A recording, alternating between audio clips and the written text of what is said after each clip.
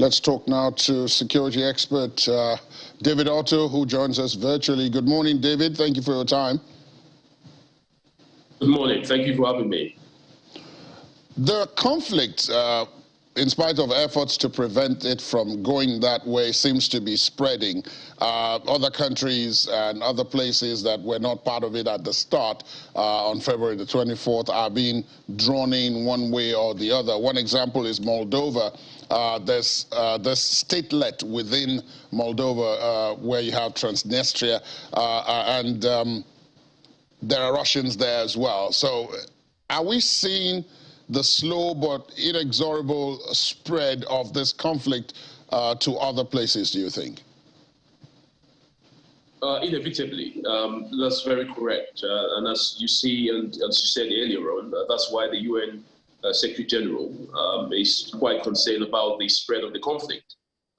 So perhaps, the more the war drags on, the more it will gradually spill over into other territories. And I think this is the biggest concern that was also indicated by the French President Emmanuel Macron, that I think rather than escalating the conflict, we should be looking towards some kind of a peaceful resolution, because as we've seen in the May 9th anniversary, which the Russians celebrated yesterday, they're not backing down. It was a pure show of force. It was also a demonstration that Russia will continue to carry out its offensive in Ukraine. So I think we're looking towards a spread of the conflict if the status quo remains the same.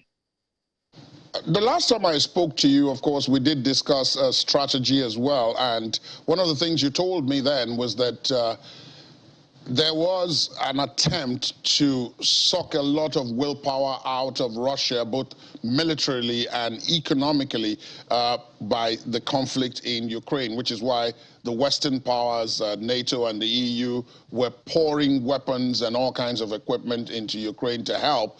But from what you said now, it does appear as if while that is still ongoing, even this morning we're hearing about more money voted by the United States for Ukraine. While all that is going on, the facts on the ground show that the destruction of both lives and property and all that is ongoing, and that, like you say, perhaps it's time to explore the peaceful angle. Very much so. If Russia is a big country as compared to Ukraine, and as you rightly said, we've seen an increase in the level of support, military-wise, and also in terms of financial resources, which is being provided by the likes of NATO members and the United States, giving that to Ukraine.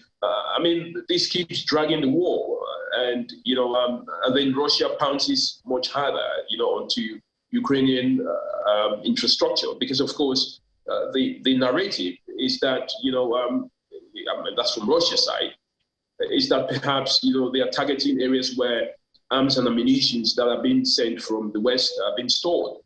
Without those areas as civilian inhabited areas, Russia doesn't seem to care.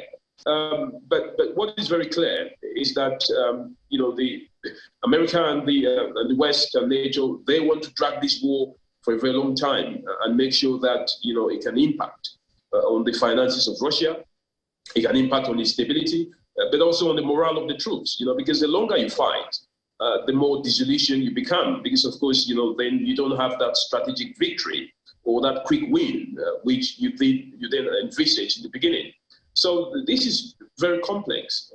And I do heed to the call of France that, this shouldn't get to a point where one side or the other gets humiliated, as we saw in 1918 after the First World War.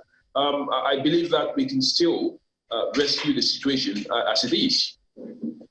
Let's take a look at some of the surrounding countries and what's going on in some of those countries, at the likes of Poland, the likes of Hungary, Romania, Sweden, Denmark, Finland, and so on. What is going on in Ukraine serves, taking it from the angle of security, where you are an expert, serves as a lesson of different types to all those countries, which is that, I mean, if you share a border with Russia, then you better take what Russia thinks into consideration, even if you are being given security guarantees from elsewhere. Do you see more and more some of those countries fighting to get into NATO, particularly not the EU, into NATO, which is the military alliance, in order to, quote and unquote, provide an umbrella against the possibility of Russian aggression? I think these countries are faced with a dilemma, to be honest with you. One is if they select to join NATO, then they should expect that what is happening to Ukraine is possibly going to happen to them. And then the other side is if they don't join, then their sovereignty is also being threatened. But I don't think we should escalate matters, any further. I mean, the Minsk agreement made it very clear that the NATO borders should not be shifted an inch further. And I don't think it would be in the global interest of national or international security to then encourage any of these nations, be it Moldova, Sweden, or any of them, or Romania, to then go and join NATO. Because, of course, what is the essence of that? It's simply provocation. And what we don't need is, provoking Russia any further. So I would lean, towards the angle that, this should end in Ukraine. And, it shouldn't be something where, Russia should be pushed to the wall.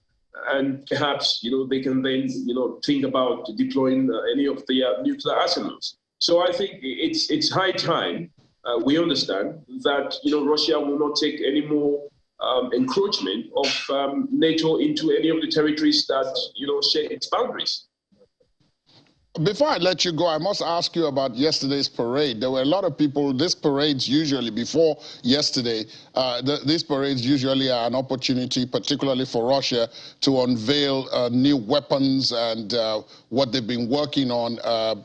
But that got lost in all the shuffle of so many people expecting a major announcement from President Putin, which didn't happen. But did you see anything yesterday that gave you, as an expert in security, cause for pause among the items that were on display? I mean, from a layman's point of view, we don't know what those things were. We just saw trucks. But I mean, in terms of weaponry, did you see anything that could give you cause for pause that this could be a long drawn-out battle and that the number of casualties could go even higher?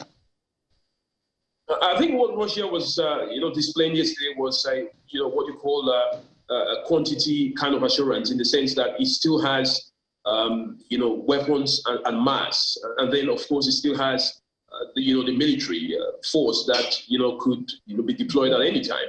So it was demonstrating to the world that, listen, we still have the power, not necessarily the sophistication of the weapons, that it could deploy. We've seen all the weapon typology that have already been used. So I think what the clear message from Russia was that, listen, we still have the manpower, we still have the support of the military, and then we still have the arsenal, to deploy. So we are not finished. As a matter of fact, we can go even further. And this is why the French president called this some kind of an intimidation, because indeed it was an intimidation. Yeah, I mean, when you see quite a lot of soldiers, when you talked earlier in the interview about morale and so on, what we saw yesterday, some of the pictures, of course, being on the screen across the world, showing the Russians, masses of them. This picture on your screen, of course, is from neighboring Belarus, which is an ally of Russia and has been participating in this conflict. It doesn't give you confidence that anybody is stepping back anytime soon. No, it doesn't. I mean, as a matter of fact, I think people underestimate the strength of the Russian, military and all that compared to Ukraine, and that is why, despite the massive support that is coming from, from NATO and from the West, it still has to end up in small Ukraine. So it's not like the war is being dragged out of Ukraine, and that is where I think the Russians don't want to get to, a situation where they have to fight in multiple countries against or directly with NATO members. As long as the war remains in Ukraine and these weapons are being given to Ukraine or finances given to Ukraine, Russia will continue to to hammer them very, very hard.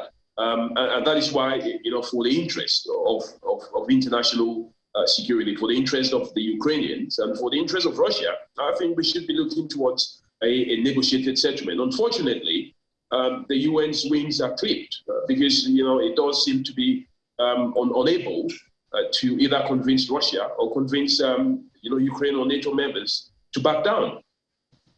Indeed. David Otto, thank you so much for your perspective this morning. We'll be getting back to you, of course, as the days go by to update us on what is going on. Thank you so much.